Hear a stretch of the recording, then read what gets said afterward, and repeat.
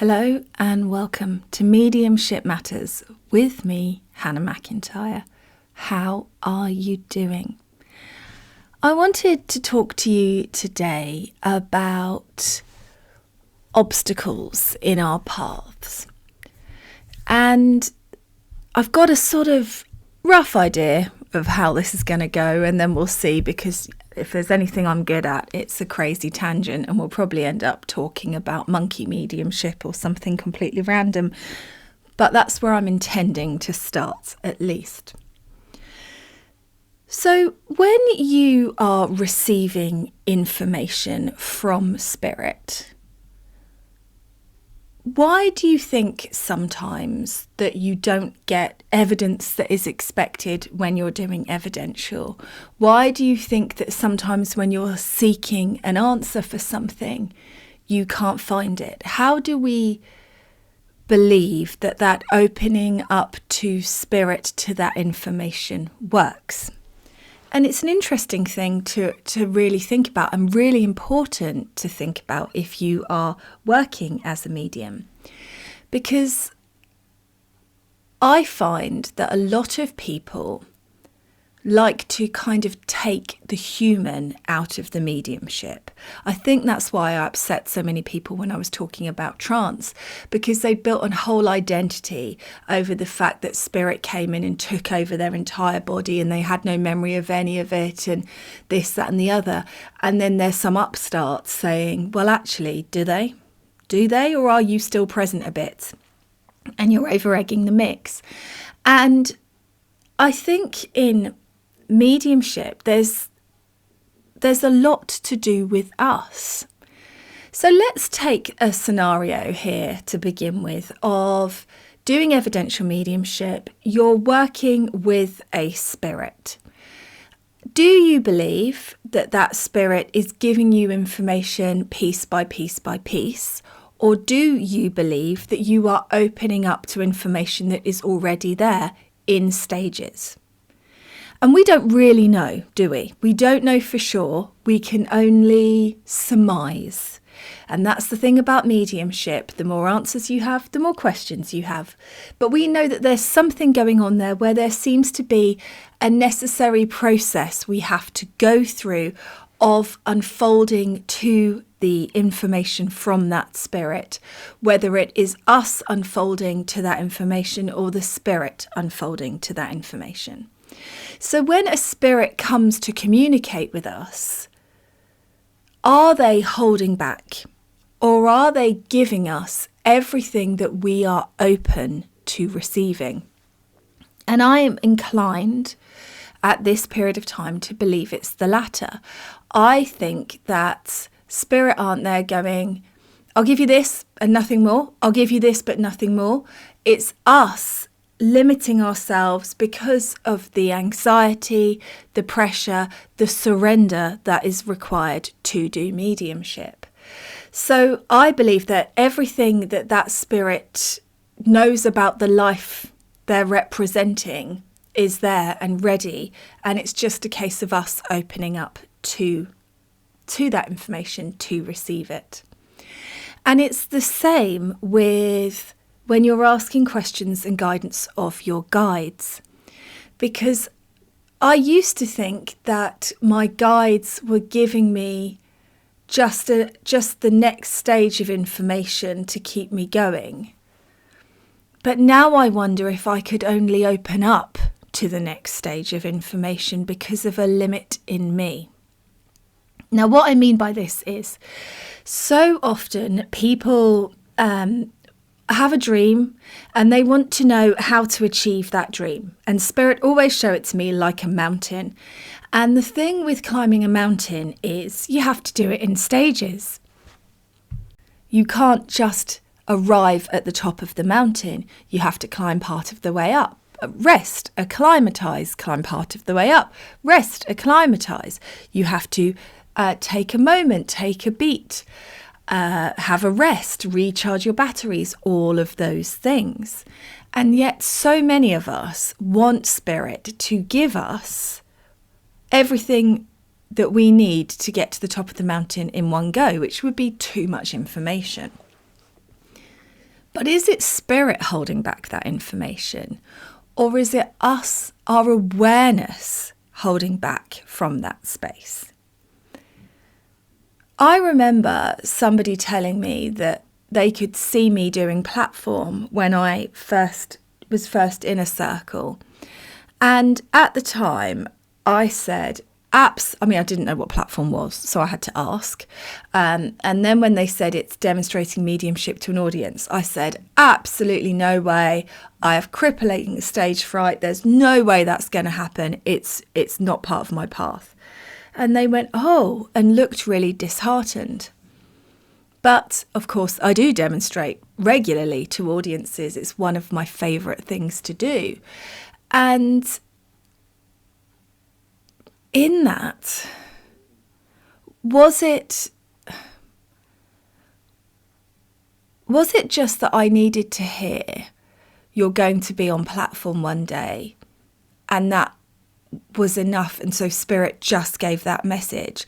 Because if Spirit had said, you're going to be demonstrating to audiences of 200 people, and it's going to be huge, and you're going to... would I freaked out and run in the other direction? Yes. So did Spirit hold it back, or was it just that it never occurred to me to open up into that energy because I had too many boundaries in my thoughts?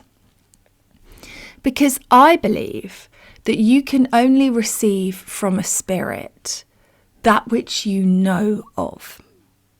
So I believe you can only receive information from your own point of reference. So I won't be able to get evidence for spirits that, I'm trying to think of something I know nothing about. Uniforms. Some people can do, that's a naval uniform, that's an army uniform, that's World War One, that's World War Two, that's this, that's that. They're a captain, they're not. I can't do that. So all I am able to tell you is that I'm aware they're wearing a uniform. I'm not able to give you context for that. So my intellect, my brain is a limit in that space, because my brain is only able to receive what it knows. I'm only able to perceive what I know from spirit. Does that make sense?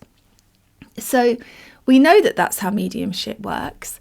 I've been watching trashy old Love is Blind, and there is this guy on it called Kwame, and I have never heard of a Kwame in my life. That was a name that was completely out of my frame of reference. And then I was talking to Spirit about it. If a Kwame came through from the spirit world, would I be able to perceive a Kwame? I don't think I would. Would that be when I'm doing that? It's a K name kind of thing. I don't know. Would we not bother with the name at all because I'm not open to receiving it? And this is just the interesting thing, I think, about the spiritual path. I think we're somewhere in this kind of bouncing around in this grey area where it's probably a bit of everything. It probably is a bit of spirit not giving you too much so you don't get overloaded, because there's an intelligence there and they know how to get the best from you. But it is also us opening up to what is there, and the resistance and the lack of surrender, and playing around in that space. And as I said, I don't know the answer. I don't know for sure. All I can tell you is these are my ponderings. And I think they're important ponderings for us in our development to consider. And then I've been back on Cautionary Tales podcast. And on Cautionary Tales podcast, they were talking about doing things differently than how we always do them, and what that unlocks within us creativity-wise. So they were talking about a musician who works with loads of great musicians, and what he would do when they were recording is he would make all of the musicians swap instruments. or do something unexpected, or sing a song in a style that wasn't their comfortable style. I think he had like little cards that you pulled out randomly and you had to do whatever it said on them. And people found it weird and frustrating. But that's where greatness lies. He also mentioned a story of a study that was done when the trains were cancelled of all of the commuters. And some of these people had been getting trains for years and years and years and were really annoyed that the line was going to be closed. But in the line being closed, found better routes to work. They'd just been taking the same old route every time because it was habitual, because they weren't open to looking for a different route or a new route. And then when they were forced to do it, they realised that they could have shaved 10 minutes off their journey time, or there was a more efficient way to do it. And this leads me to the spiritual side of this.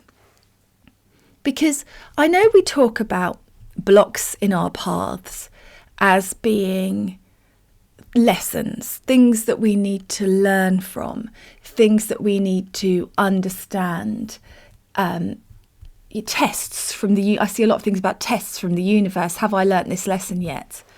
But what about if sometimes spirit understand the psychology of human beings so well, so cleverly, that what they're actually doing is putting blocks in your path so that your brain will start to look for other solutions. And in the seeking and opening up of the newness, you will find what you are looking for. What if it's nothing to do with watching you fall so you toughen up and you learn, but actually giving you a space where you say, okay, well, I trust that there's a solution. And I will find it, and you seek it. And in the seeking of the solution, you open up your awareness to something that you weren't seeking before. And because you weren't looking for it, you never found it, but it was always there. Like shining a torch around a dark room. If you only hold the torch in the same place, you only see the same wall. If you shine it around to look for something, then your attention is drawn to other things, other experiences. And I think it's part of a grey area, but it's interesting, I think, to think about. What if sometimes they are testing your resolve, sometimes they are making sure you learnt that lesson, sometimes have you got it this time, have you? And sometimes they are asking you to move into a space where you fire some different synapses in your brain, where you have some different thoughts, where you start to think and look and question. And in that space is where the inspiration or the answer to the question has always been. It's just a process of opening you up to it.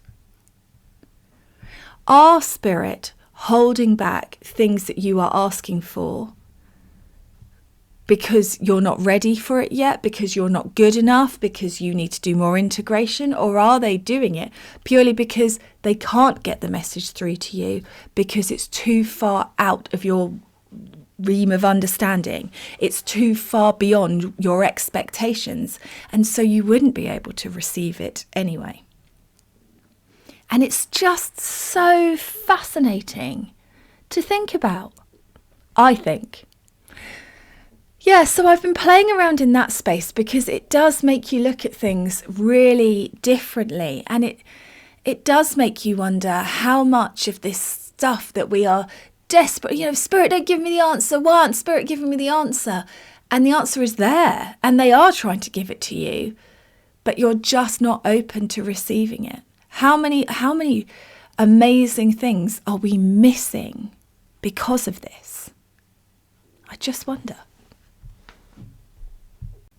So I hope that next time you believe a piece of evidence is unavailable to you, or next time you get a big block in the road, in the path, and you think, I'm being punished or tested, that you also take a moment to just wonder if spirit are working with your humanness, if spirit are saying, we know how your physiological, biological parts work, and we are working within the remit of that. And so what you need is us to make you stop, to look, to challenge, to take a beat, to think about things differently, to allow that inspiration in, rather than feeling like it's a sign that you shouldn't be following it, feeling like you're being beaten up, feeling like a spirit are trying to hurt you in some way, or limit you, because I don't believe they ever do those things. And equally, I know that if they had said that I would be recording a podcast that would be listened to around the world and all of that, I probably would have freaked out. I mean, I still freak out a little bit. You know, on that last episode where Monty's barking in the background, I think, oh God, I'm not professional enough, I'm not good enough. But you just have to do these things anyway. But maybe it's good sometimes not to know. And so is it all of the above? Is it like some magical potion where it's a eye of newt and hair of dog, but it's actually will give you enough to get you going without overwhelming you, but you're not opening up to the fullest of the potential of that because of your limitations, because of your belief system, because of what you believe you're capable of. So we're also going to put this barrier in your way to try and get you to open up to that energy, to try and get you to see things differently. Let me know your thoughts. And while we're talking about lessons and blockages, I'm definitely going through a big boundaries space again at the moment. And I really have realised just how bloody hard it is to maintain and keep boundaries. You can't, it's work. You have to be on it all the time. You cannot let anything slide, because if you let anything slide, people, without meaning to, will really take advantage. And it's been kind of eye-opening for me in the last few months. I give a lot. I share my platform with people who are very lucky to have my platform shared with them. And yet it's still not enough. They still want more. They're still trying to squeeze. And I think there is a real aggression in people at the moment. And this is the bit that is the calling, guys.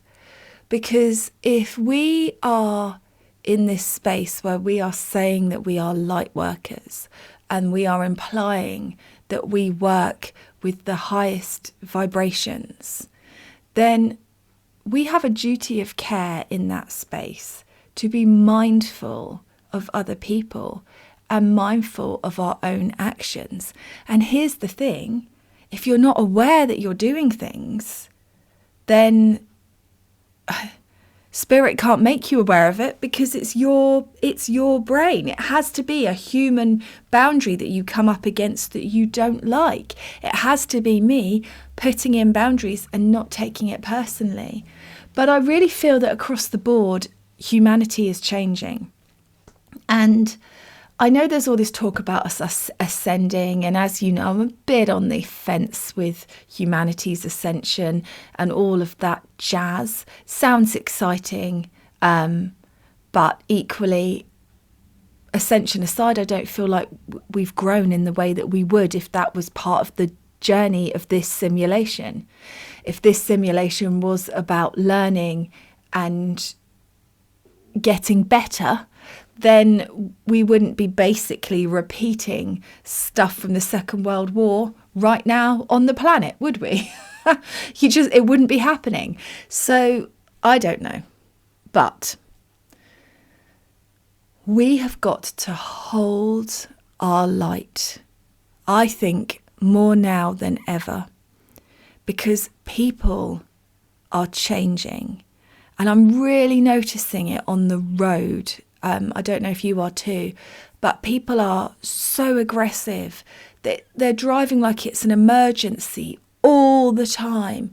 There's no thought or care for other people. I got stuck in a massive traffic jam the other day in my village, purely because people would not wait in passing spaces. So rather than wait in passing spaces, they would edge at each other's car, aggressively gesturing when they'd both come out of a passing place, and, folding in their wing mirrors and refusing to move and getting out of cars and gesturing at each other. And there was 8 cars in front of me, and I was the first one that stopped at a passing place to ease the blockage so that people could get past easily. But nobody would do it. Everybody was just out for themselves. There was no collective thought process. And I don't know if this is the disconnect of reality and the mobile phones that we're now in. It's the AI taking over. I don't know if it's just a phase that we're all going through. We are going to be the generation of sort of aggressive selfishness. I'm not sure. But you can't let that in your mediumship. You can't let that in your spirituality. You can't. And it just feels like we're in a really funny place.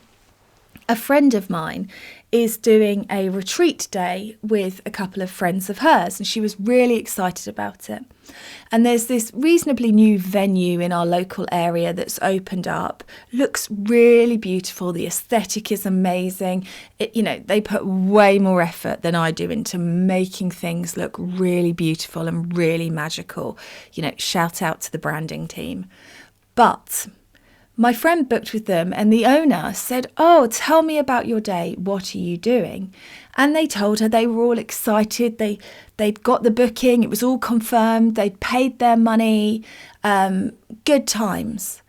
And within 3 days, the owner of that venue had duplicated their day to do herself. She'd taken all of their ideas and decided to do her own day. But ironically, she hasn't got all of the qualifications to do some of the deeper stuff they wanted to do. So she just skimmed off the top layer.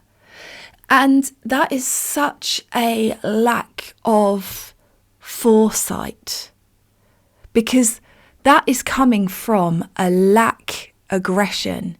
And I know that I was talking about money in the last one, but I think there's something going on with lack aggression and in this way that we are being divided. And, I'm not going to get super ranty, but I do think it comes from things like the government and these stories of immigration, and they're taking from you and they're taking from you, and they're doing this while they're all sitting there dining out, drinking champagne, having their parties. And it's that divide and conquer thing, and it's really coming through us all. And you must not let it into your spiritual practice, because the problem is people talk. And if people start to realise that that's the kind of person that you are, then it's going to damage your reputation. I had a student of mine who broke my heart a little bit, because she sat in my circle, and this was when I first started. She sat in my circle for just a few months, and then she went off and set up a exact copy of my business within, within a week. She didn't tell me she was doing it. She just said, "I'll see you next week," cancelled the next circle, and the next thing I knew, it was all over social media. And it was really heartbreaking to me. And I had this weird period of time where everything that I did, that I put out there, within a week, she would be copying. So I started booking venues for demonstrations. She started booking venues for demonstrations. It was really, I did a course on this, she did a course on that. And the write-up was virtually the same. And it was It was really, really hard. But I see that happening again and again. I see people who I know listen to this podcast using my content, the things that I have said, as reels to talk to their audience. And that's fine. But at least say, I was thinking about this after listening to this podcast. And I find it just really, it's not the right energy for what you want to attract to your business. I think it's a dangerous space to be in. You can be inspired by other people. Jenny Conn, who was the first interview of this season, well, this interview with her was ages ago. It was while I was recording season 4. And she's waited all this time, and she gave me the idea of doing the invisible offer so that you get people that are really aligned with working with you, who book on very minimal details because they've got that gut pull, and that's how you get aligned people to work with you. And that was amazing. But when I did my post, I said this was an inspiration from Jennifer Conn. I didn't say, I've come up with this amazing idea by myself. And I think that is important. There's a courtesy here. There's an acknowledgement that needs to happen. And we should be inspiring each other. We should be using each other's words and work. That is how great stuff happens. But we shouldn't just be stealing it. And that is, I think, aggressive. There's aggression in that. And it surprises me. I've had it from some surprising locations recently. People that I thought were in it for the love of it, being incredibly grabby. And it really is a fascinating thing to do. Just check you're in alignment with the values you want for your business. Check you're creating that right kind of space for the people that you want to work with. So we've got to hold that. And even when people are doing these things to us, we have to, Spirit keep making me laugh because they keep saying, what would Jesus do to me? And I go, he'd be really nice about it all. I've got to stop raging. And it just reminds me to keep it in a heart-centered space. It is frustrating. It does make it difficult, but it's also important not to let it dim your light, not to react fire with fire, to allow yourself to be hurt and to be upset, but to take it as a learning knock for what you need to do, for an understanding that they don't know how lucky they are. And be aware of it, but move forward.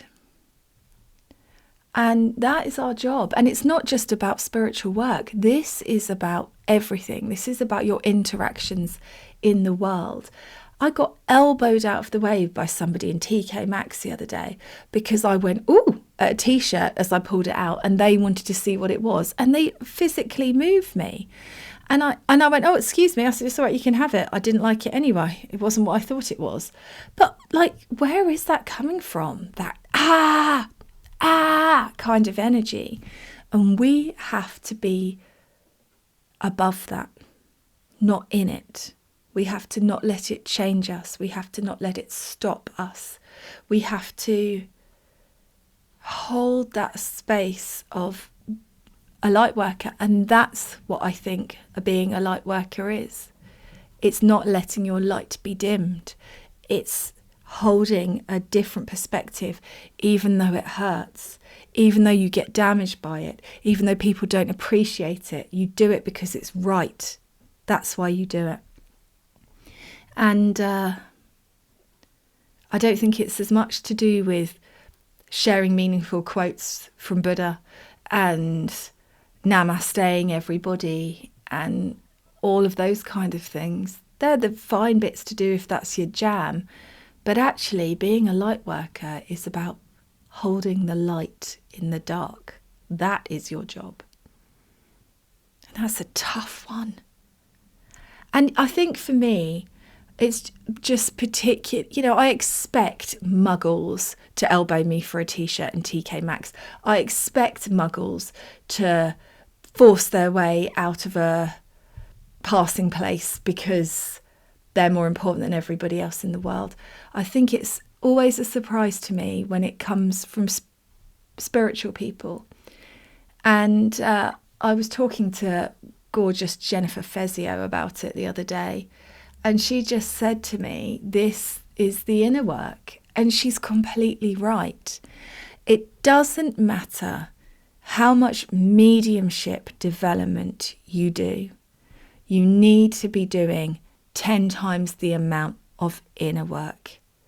You need to be aware, self-aware, stopping, thinking, integrating, going through all of your choices in all of your moments and working out if they're in alignment with what it is that you want to do in your soul's purpose, and whether you are coming from a place of light or whether you're coming from a place of lack. Because there's just no way. There's just no way that you can be doing some of the things that have been done to me recently and think that you're holding the light. If you are integrating stuff and thinking about stuff and sitting with spirit and sitting with your own soul and being present for that. What a tangled web we weave. I find it fascinating. And so going back to boundaries here, it's a sad truth that you really need to be mindful and strong of your boundaries. And I think that boundaries are a full-time job.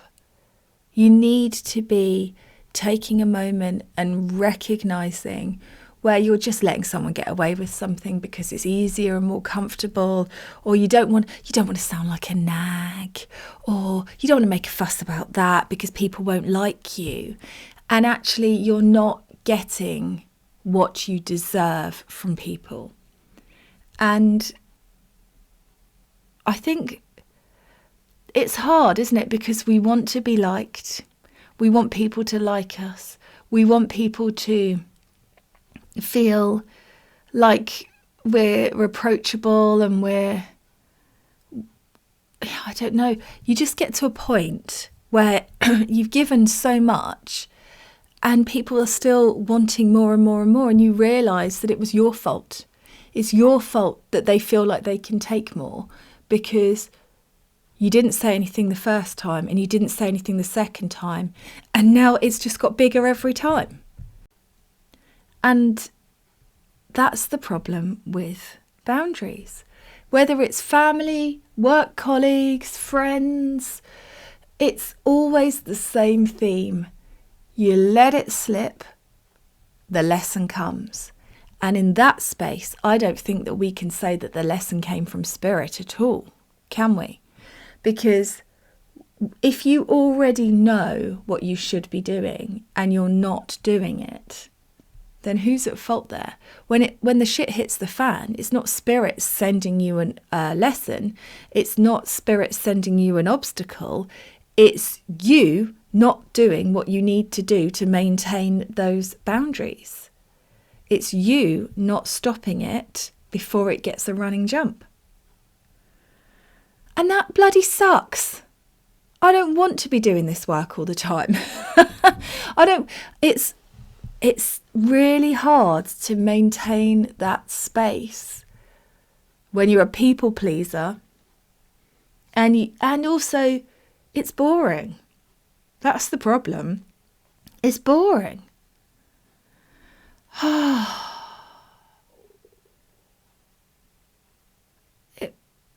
It's just fascinating. I used to have some other mediums doing cards for me, and They were, it was lovely. It was it's two very different points of view, I guess.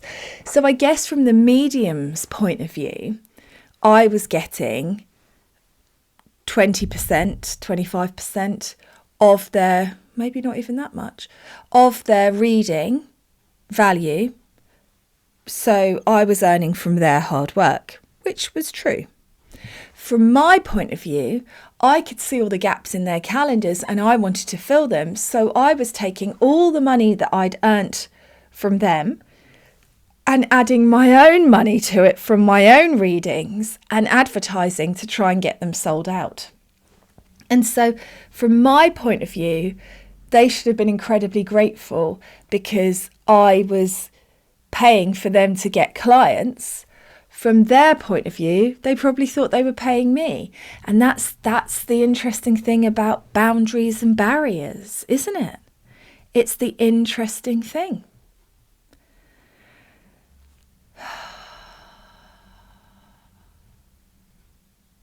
Yeah, I don't know.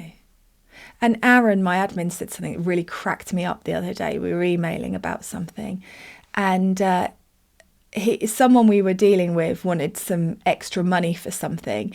And he just said, well, make sure if they want extra money for something, it's not just something you Google for free, because they'd produced this stuff, which was pretty, it's nice stuff that they'd produced, but it wasn't particularly unique or mind blowing. And then was coming at me saying, I think I should be paid extra for this. And I was just like, And to me, you should be really grateful of the opportunity that you've got, of the space that you've already been given, not be trying to squeeze and milk out just whatever else you can out of it. I don't know. When I, did charity events and worked in the local spiritual centre and stuff like that, I wasn't telling them that they had to get their followers to follow me on social media or anything like that. I just feel, are you a medium because you love it, because you want to help people? Or are you trying to make a massive income and beat everybody else? Are you trying to be the Elon Musk of mediumship? Or are you doing it because it's aligned? And I wonder where I've crossed that line in times, because none of us gets out of this in a place of superiority, do we? None of us come out and this is the thing, different perspectives, different ideas. Who knows the bloody absolute crackers that I've probably pulled while I've been in my spiritual ego space, thinking I know it all and actually really pissing people off. Oh God, it's interesting, isn't it? So anyway, in a very lengthy, roundabout kind of way, what they want me to say, and they just keep reiterating it to me, is that we have to hold the light. We have to. You can have strong boundaries and hold the light. But also know that every time you let that boundary slip, it's going to take a stronger response from you to reinstate it every time. So you have to just allow it to be what it is and understand that these people have got big learning to do. They know not what they do. Is that a Bible quote? Oh my goodness, I don't know where that came from. But they know not what they do. They're not doing it to hurt you. They're just coming from a place where they're worried about their own stuff. The people that come out of the passing places aren't like, great, I'm going to F up everybody's day by causing a half an hour queue. They're just thinking about their own stuff. And our job is to let them, to love them in spite of that, to try to hold a space of kindness to them. Easier said than done sometimes, but still very necessary. I hope that this podcast makes sense and isn't just the complete, I don't know, gobbledygook. But here we go, another one done. And this is interesting. Again, I listened because at the point of recording this, episode 1 has been released of season 5. And I listened back and I heard the listener recommending Big Magic to me. And I just want to say thank you to them because it has been transformational. And part of the reason I'm recording today is because Elizabeth talks about how ideas will leave you if you don't take action. They won't stay. And Spirit have been saying to me, you need to talk about the aggression. You need to talk about holding the light. You need to talk about how we're trying to work with people. And I just had this horrible feeling that if I didn't get it recorded today, that idea would be gone and would arrive at somebody else. So I have done it and here we are. So let me know your thoughts. Let me know what you think. And I will catch up with you all again next time. Have a good one.